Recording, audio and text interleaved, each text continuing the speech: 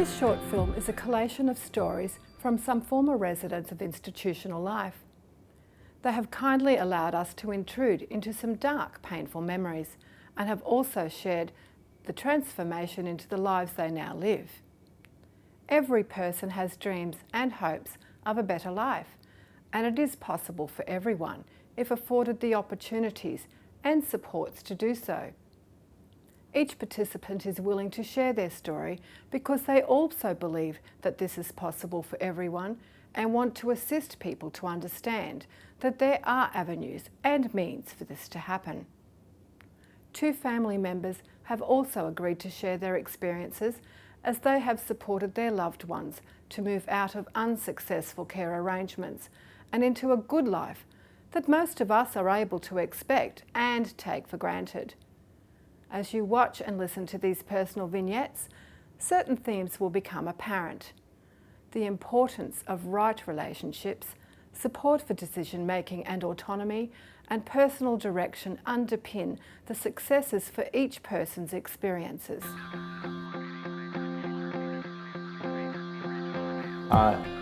In Campbell Street. Did you live there by yourself? Is Tess Swindon used to be my next door neighbour there way back. Cause I smashed my flat up in Campbell Street one time. Did something happen to make you lose your temper and damage things? Cause meal was a bit late and that. Go for morning walk weekdays with the groups. Watch all nurses swap ship and some of the truck going past up and down here. And some of the rest came in and out. I'm watching today. I've been watching all nurses swap shift today.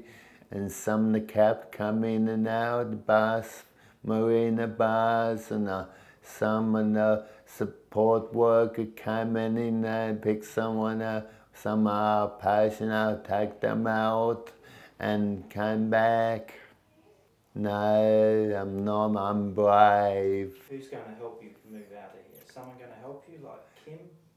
Kim will, social worker will, to move out and down Brisbane set of flats with some of the people there.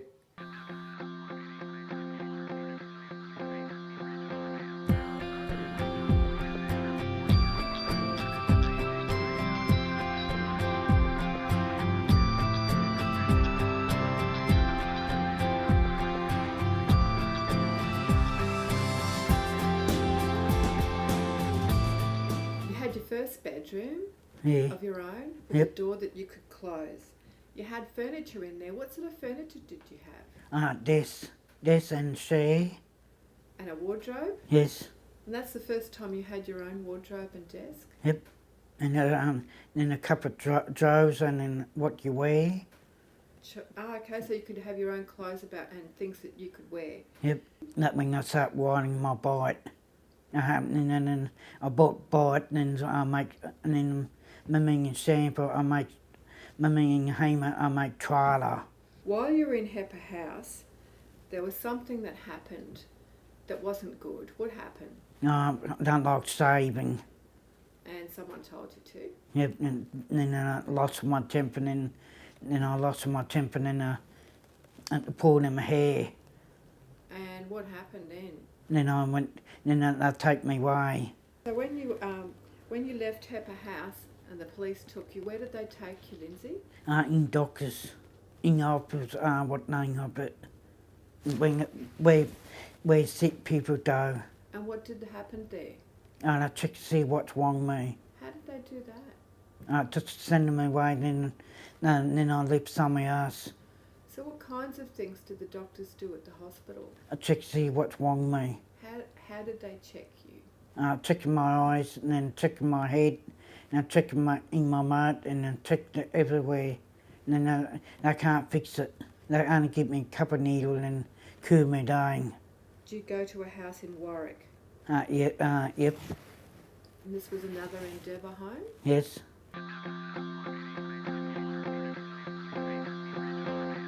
You have to interact with people less fortunate or disabled people.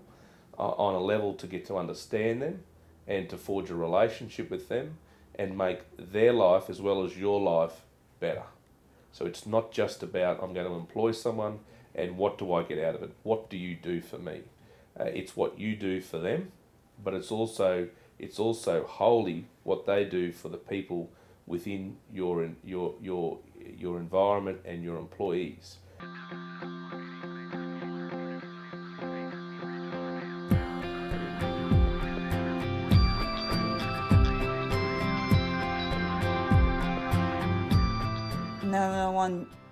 No poor word there. No support workers, you just lived in the hostel. Yep, So you went to live in Toowoomba in James Street. yep. And what happened in James Street? Someone put me on. Someone put me on a door. I'll show you. Hear me? They knocked you down the door. Yeah, knocked me down the head. And Debbie hit me all the time. And I tell my granny, my sister said, "Oh, Debbie hit me," and dark guy put me in the gut. Dark guy. Yeah. And he hit me and smoking. And Debbie said, "I'm gonna have blue cat come out." She threw me out the door, locked the door. I go in the door, neighbour. She called the police. Our police take me away.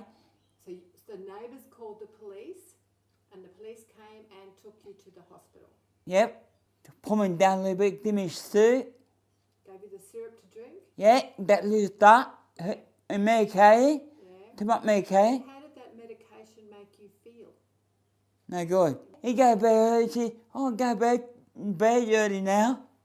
So you had to go to bed early. Yeah, no, come watch TV. And you couldn't watch TV. No nurse said go to bed. Oh, no, watch TV. The nurses watched the TV. Yeah, and at that she said, "Oh, don't watch TV, no, check all people are." So they didn't go and check on the people? No, No, they were all watching TV. yeah, all watch TV. No one let me have breakfast. Why? Oh, no one let me, too late. At Bailey Henderson, no one went out? No, all lock up door, not time, lock the key, lock me in, lock door, one room door, lock me in the door, cut all my TV video. Remember you saying that they took away your TV and Yep. everything you owned? Yeah. I don't like Brady. I want to play that. I tell Irene, Judy, Lisa, I say I don't like Brady. I want to close down. You want to close it down? Yeah, I want government close down, take all blame money.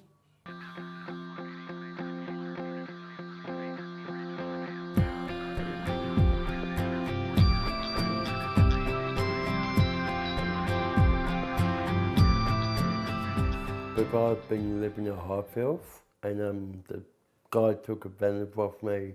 He took my money, all I finished to my room for no reason, and ripped me off with the rent. He paid me $400 a week rent, and when he took me to the bank on Wednesday morning to get my money out, he takes it all off me. I got nothing, and he tried to rip me off with my pocket money. I got $50 a week then, and he took the lot when he gave it to me.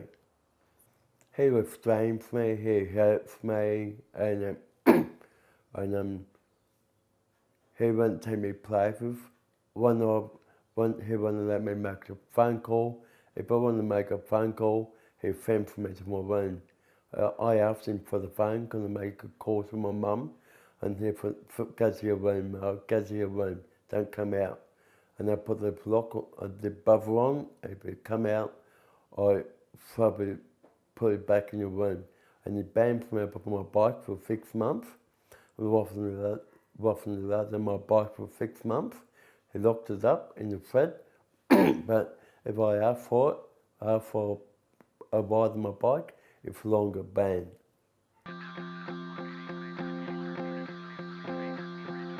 While we were going through this trauma with Murray at home, we really had no one to turn to apart from this link to a psychiatrist in Toowoomba. There was no disability services in our area at all. The closest was Toowoomba. So we had numerous trips back to a psychiatrist and changes of medication. And we got to a point where we just felt we couldn't continue. We feared that he would hurt himself. He said, meet me at Bailey Henderson Hospital, I'll be there doing some rounds. So we met in a room with him there, and then he said, well, Murray will be admitted into the hospital now, and we'll see how we get on. And so we then had to send clothes across for him. Murray was very rebellious. If we were to move Murray from where he was through disability services, but we were unsuccessful. So we decided, well, we would think more seriously about purchasing a place and then looking at some support for Murray once we had the place. Even if we had to pay for the support, we were prepared to do this because Murray couldn't continue any longer. But we feel that his life is much more his own life now. He's much more independent. I would suggest that they consider alternatives of more independent lifestyle. Every case, of course, is very different, and we were quite prepared. If this didn't work with Murray, well, we would have to say, well, at least we tried. And as each year goes by, we're all very conscious of how many years it has succeeded. And we give Murray praise for how he's coped with it all and how he looks after his place. He's very good at managing all the outside aspects of his house. But it is very important that there is some support there. He wouldn't have managed without support, and that's a very important aspect.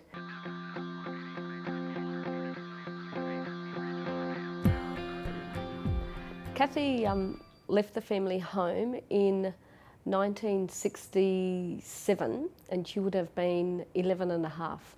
And my understanding of the circumstances were that Mum was pregnant with my youngest brother, and basically given that Cathy was that age, that it was becoming increasingly more difficult for Mum to really look after and care for Cathy. We were from a large family. Dad at that stage still would have been working on the farm, I think, but probably doing some really long hours as well, and Mum was really left to do a lot of the care for Cathy. The doctors basically suggested to Mum that she should go into a place where other people of her own kind live. And I guess Mum, without really questioning that, I guess would have discussed it with Dad. And so she was placed at Bailey, but Mum was offered, or the family was actually offered, she could either go and live at Bailey Henderson, or the other option was to live either at Challoner or Basil Stafford. So there'd been some contact with the League, but other than that, they basically had no assistance or no resources to assist with Cathy. Dad never ever visited Cathy the whole time she was at Bailey, and that would have been the last time my grandmother would have seen Cathy as well. Probably the older brothers never really saw Cathy either, and it's only in the much more recent years, probably in the last 5 or 6 years, that my oldest brother ever visited Cathy at Bailey, and that would have only ever been for the Christmas party. But as I reflect back on it now, I kind of think that for her it just must have been really painful to have been part of this large family and then suddenly thrust into an environment without love, and with all these strangers, people in uniforms, plus also lots of other people with disability, probably 30, 40 people with disability, just being thrust there, and what that must have been like for her. Just to actually go and sit with Cathy at Bailey was I guess painful for us, and I was also very conscious that if this is what it's us for us, what is it really like for Cathy to live day in, day out in an environment where there was very little happening, that Cathy's life, I think, really believe was very much a wasted life at Bailey Henderson. that she lived there for those 47 years, and what type of life did she really have? And she was just really spending her days just sitting and waiting and waiting and waiting for what? Where over the years, Kathy had lost the ability to, well, we thought, and we were told, that she lost her ability to really feed herself and drink herself. We've now discovered that that's, you know, she's now gained that back after being out of Bailey within a couple of weeks. But she was down to having pureed food every day. Probably, you know, it was kind of overcooked food, very little nutrition in it whatsoever, because it's kind of bulk food being cooked. She lost the ability to, she used to be able to at least stand. She's lost that ability to stand. Her muscles have become very atrophied over the years. Kathy also lost, I think that, the relationships with her family over the years. She's lost all her teeth. I mean, here we are living in a health facility where they had no access to good dental care over the years. So would have been about 3 years ago where all her teeth were finally taken out. She lost her ability to speak. When she lived at home, she used to be able to say, "Mum, Dad, get me out, shut up, get me a drink, Mum, Dad." Basically the words to survive in a big family. What really moved that ahead was that they were actually decided that they were going to close one of the wards that Kathy was in. It was at that point that Bailey got on board with me more. Disability Services got on board. So this is her first time in her life that she's actually got her own home. She's actually, you know, she actually has got her own things in her own space. She can actually choose whether she, you know, what she actually wants for dinner. You know, they can have a conversation about, it's not just kind of provided for her. We kind of had thought that she'd totally lost the ability to feed herself, but she within 2 or 3 weeks, she's actually feeding herself again, and she's reaching out for the drink when she wants that. To be brave, to begin dreaming that people can actually have a different life. People who have had maybe lived in a similar situation, seek people out, talk with them, be open to, I guess, be really open and honest. Although that, I mean, it can be really hard about thinking about something else could be different, because I guess you can think, well, why have I just continued to allow the norm to happen for so long? It is about living a really truly meaningful, fulfilling and inclusive life, a life that we would all want to live. Another message would be to families would be that it's actually never too late to begin on this journey.